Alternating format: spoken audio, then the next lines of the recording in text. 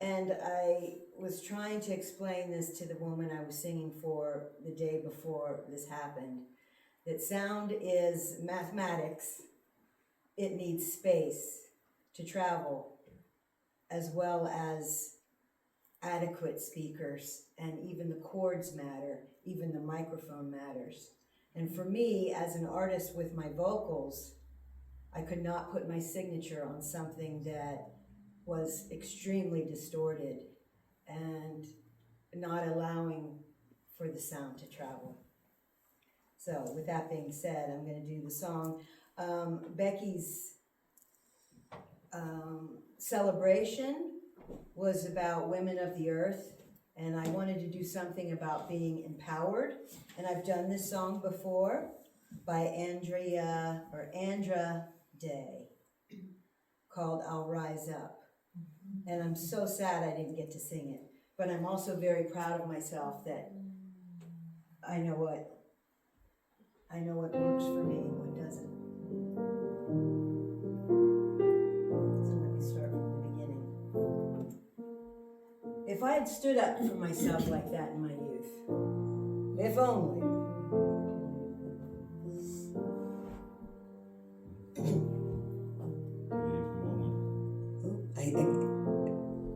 I forgot, this starts right off the bat. You're broken down and tired of living life on a merry-go-round, and you can't find the fire, but you can work it out. You can move mountains. You can move mountains.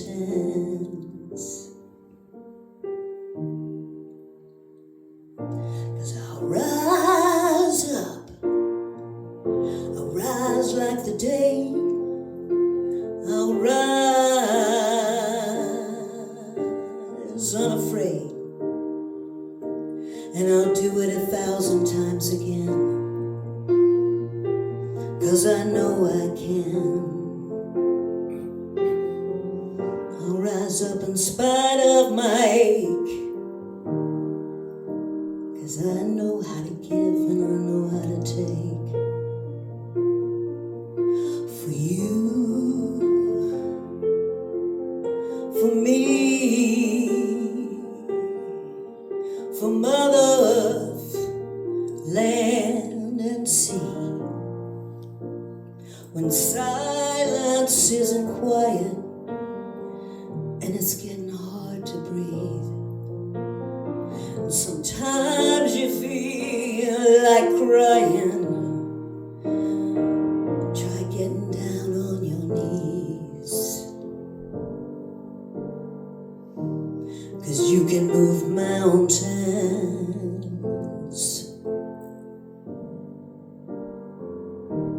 We can move mountains.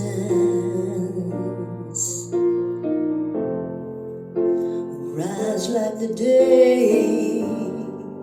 Rise unafraid. For you, for me, for Mother Earth, land and sea. All we need is a little hope, 'cause we have each other. We have one another. And we'll rise. And we'll rise.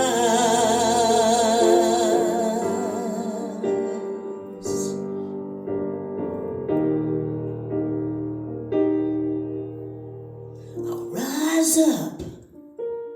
Rise like the day. I'll rise up in spite of my ache.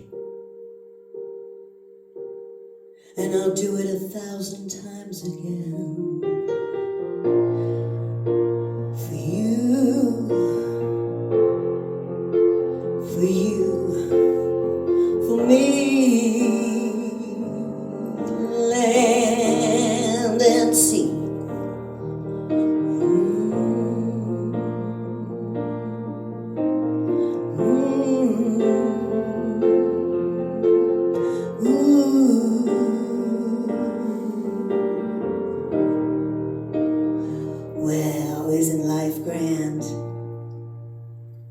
so much.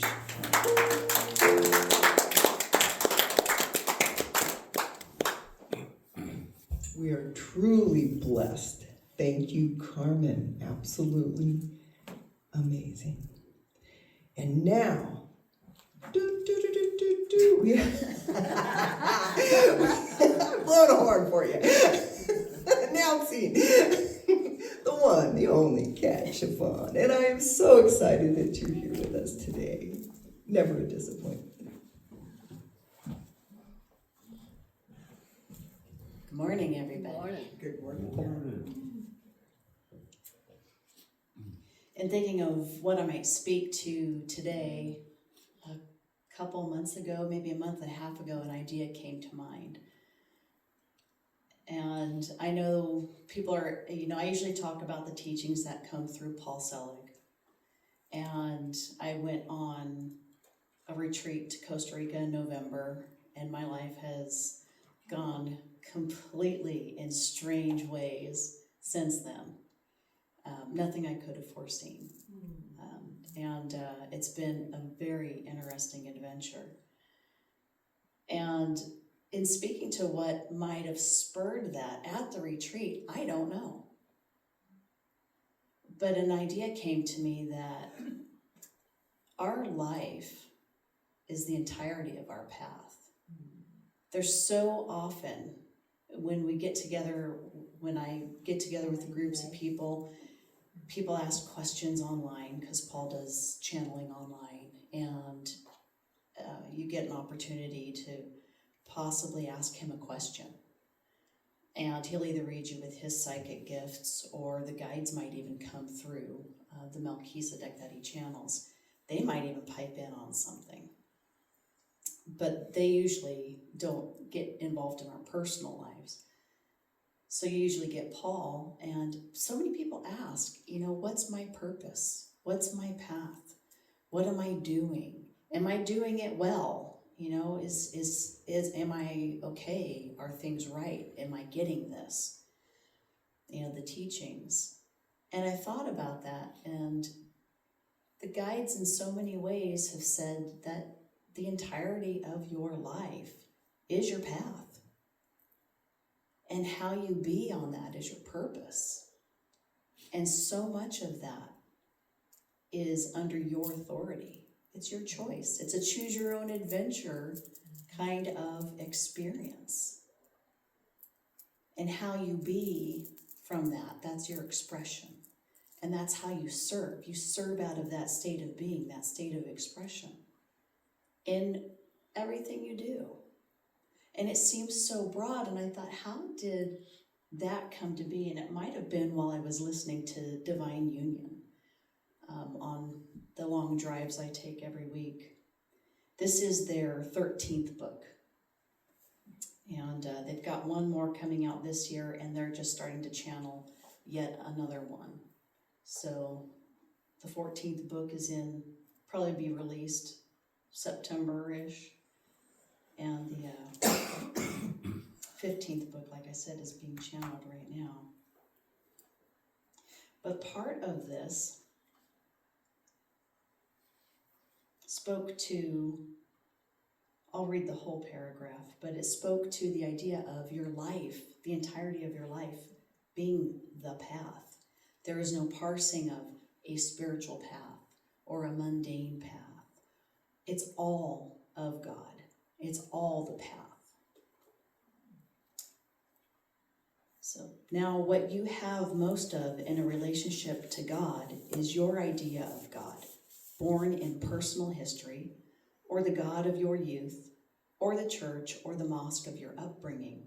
You have the legacy that God has endowed humanity with through what you think of as scripture, and we invite you now to say thank you to those offerings. While they have been useful and may still be instructive, you are unattaching to the bias that they may have held. To this way, not that way, the narrow path. Paul interrupts the teaching, which he does. Always gives me the giggles. But isn't it a narrow path? There is a teaching that I know that no human being enters the kingdom but through the Christ within. If that is the monad, that sounds like a very narrow path. It is still the parsing of God, is what they say. Through language and through an agreement to a linearity. Now, what if the whole life you lived was the path forward? What if the entirety of your experience was God itself? What if the being that you are was never without God? What if what we are teaching you is that you have always been home, in source, of source, but did not know it or experience it because you were veiled through the idea of separation? And this is where we get to so many teachings that say, well, you have your spiritual life, and then you have your daily life, and then you have your family life, and then you have, and it's that parsing out of God. And it's like the entirety of your life is not separated from God in any way. We're not separated from source at any time. We are in it, of it, and with it, always. We are given free will. We're given choice with what we do with our life. We can narrow it if we want to. And it reminded me so much of the movie Labyrinth. You guys remember Labyrinth with David Bowie? Yeah. And Jennifer Connelly, she played Sarah, the heroine. And there was a point in the movie where she had broken free of the illusion of the ball. And she was dropped into this garbage dump. And she couldn't remember what she was doing. She couldn't remember. She's like, I know I was doing something. And as she goes to stand up, she's pushing off of this heap of garbage, and a little old lady says, hey, watch out there. And this enormous heap of garbage starts moving, and it's on her back, right? And she's just like, why don't you look where you're going? And Sarah says, well, I'm sorry, I thought I was. She's like, well, where are you going? Don't you know? And Sarah says, I don't. I was doing something. And so the old lady, she's like, well, everything you need is right here. And she pulls aside a curtain, and it's Sarah's bedroom. Mm-hmm. And she goes in, and she plops down on her bed and rests for just a minute. She goes, and she comes to, and she goes, wait, it was just a dream. I dreamt it all. Let's go see if Dad's home. And she opens the door, and in comes this little old lady with this mound of stuff on her back. She's like, oh, you don't need anything out here. Everything you need is right in here. Here you go, dear. And they sit her down, and they just start, oh, here's your toy, and here's Charlie Bear, and here's this. And they start loading her down, and she's getting this pack of stuff on her own back. And she looks at it, and she's like, and she's remembering and thinking, what? I was doing something. What was I doing? It was so important. And then she comes to realize that she was on the mission to find, to save her little brother. And she looks at it, she goes, it's all junk. It's just junk. And then she just breaks free of it and gets out of there. And you see that, as she's escaping with the help of her friends, that, she's leaving behind all this landscape of stuff and junk and garbage, old things that everybody that is in that landscape is just carrying it around. And I got to thinking, how much do we spend our life with all this junk that we carry around? Hello. The entirety of our life up to this moment is on our back. Or is it? What is there? What you carry is what you choose to put on, is what you choose to keep lugging around with you. And how does that affect your path? It's going to tire you out. The more stuff you're carrying, It's going to make you awkward. You may not be able to respond as quickly to something new that pops up. You might be so burdened down that all you see is what's right before you. You see nothing else of the landscape. You see no other possibilities. You may not see other options, or you go, well, no, I can't take that path because it looks kind of rocky, it looks kind of, difficult, and I'm just going to go with this one because it looks easy and smooth, and, I'm just going to keep in this well-worn path. Not realizing it keeps going in a circle, right? Because you can't look up and see that you have you're on a roundabout from, oh my gosh, could you imagine?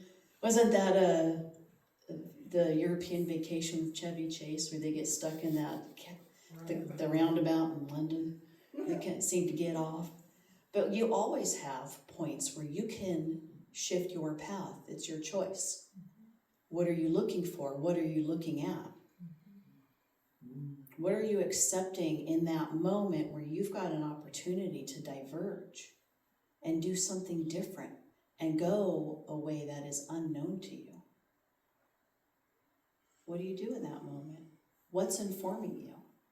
Usually it's all this stuff that you keep carrying around. And all this stuff are your ideas about who you are, what you're capable of, what's allowed. And these are ideas that we have picked up through our life. Some handed to us and we said, oh, okay, I'll believe that. Some of it we created in our own mind to explain a situation.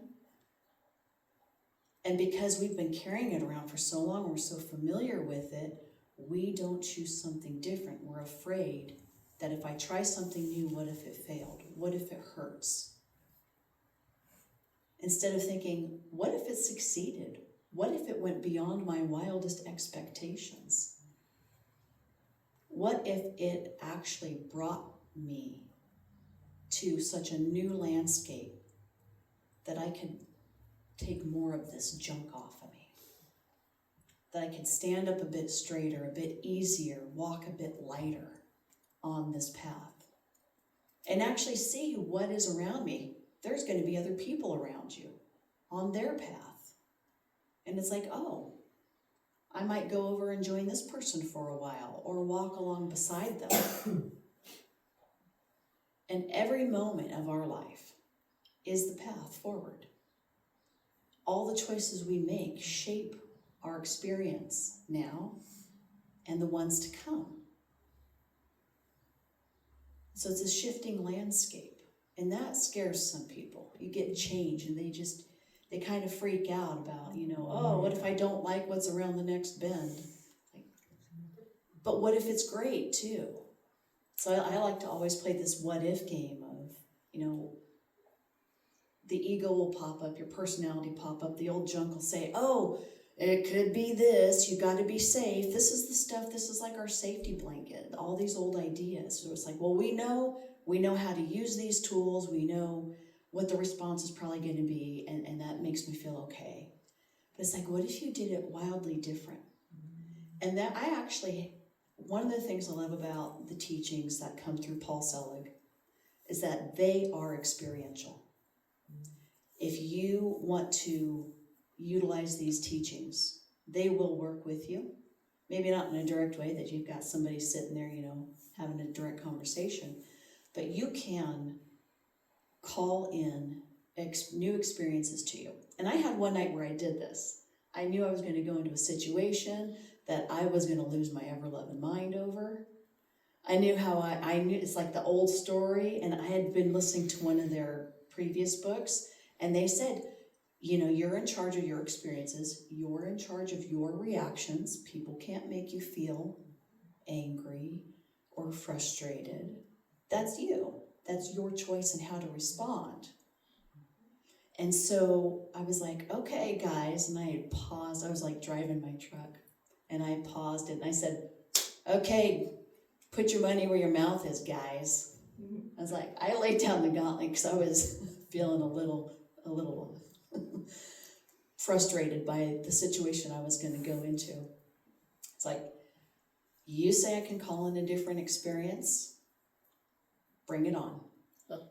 I said, I know what the situation's gonna look like when I get there. It's happened so many times before. I know how I would normally react, done it so many times before. And if you say that I can allow, that's the key here, I can choose and allow a completely different experience of it, let's do this. And so I had another hour of driving, and I had forgotten by that time that I had called in. I had demanded, I was like, show me. It's like, I dare you guys to like bring something through.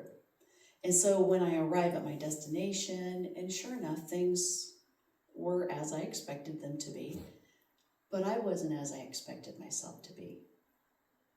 Because I had fully committed to allowing something new and different, and I was willing to give it 100% chance. I responded so differently, and the thing is that I didn't realize it in the moment. I did not realize it in the moment that I was making choices and I was doing, and it was like 2-3 hours later that I realized I had responded completely differently. And the evening that unfolded because of that was wonderful, where it would have normally been really arduous, and I would have just been in a foul mood, and everything would have just gone sideways like it usually had.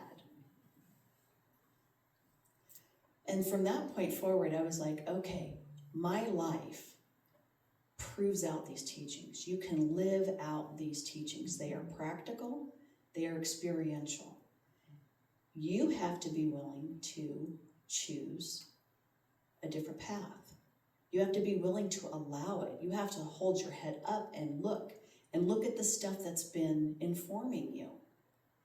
Because there's some things that are on your back that even though you want to diverge off the path so bad, these things go, nope. And so then it's like you have a moment then to pause, catch it in the moment and say, why do I think that this idea controls me taking a different path? Who says? And you start to practice it, and you'll catch it in hindsight at first. And then you start to catch it in the moment that it's actually happening. And then eventually it becomes something that you head off before it even starts, and you go, oh yeah, wait a second, I don't have to. I've got this new sense of knowing, this new sense of guidance. I know I'm connected with Source, and that no matter what comes of it, it ultimately is not harming me. It may not be to my liking, which is this butting up against this old idea of preference. So it may not be something I enjoy, but it is absolutely necessary, and what comes of it will be amazing. Kind of like the lotus in the mud. Sometimes you get planted in some mud, but what comes of that is this beautiful, beautiful flowering plant that shares its scent freely with everybody, with the whole world. And it just shines, not for itself, but for everybody else. And so as we are on our path of just regular life, every moment is an opportunity for you to just be that lotus, to be the light that shines for other people in no particular way. You just are. And what you share energetically, vibrationally, that scent of the flower, is freely given, freely emanated. It is not directed. It is just there. It just is. All of nature just is, because it's all in Source. One of the fun things that they speak of in this book is they say, your cat is in prayer constantly. Constantly. Because it does not know itself separate from Source. And it acts and behaves in its perfected state. And so us in our perfected state, our higher self, which is in union already, right now, we're all connected, we're all one. It's just our personality thinks that we have a particular path.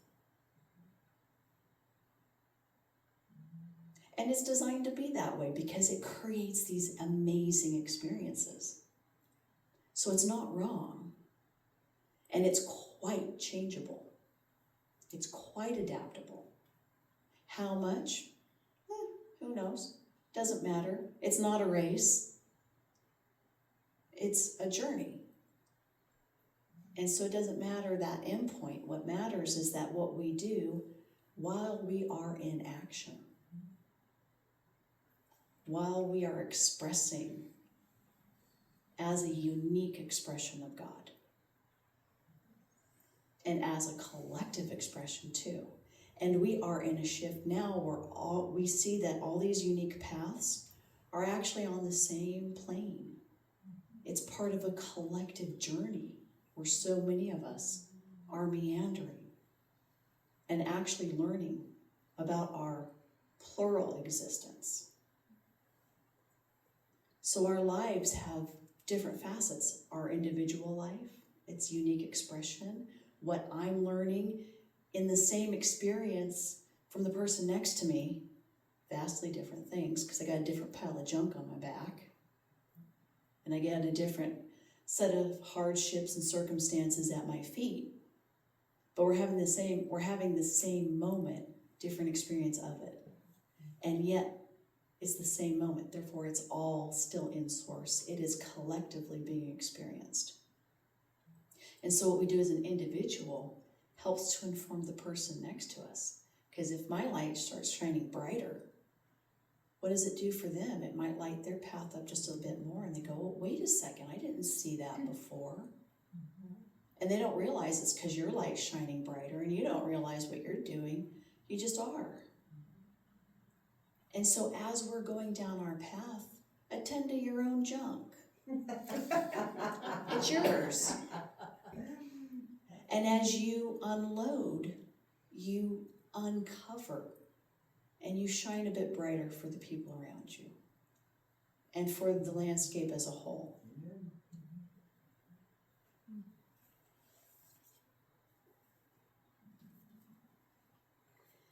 And so during that day that they channeled that one particular small part, it's a very interesting read.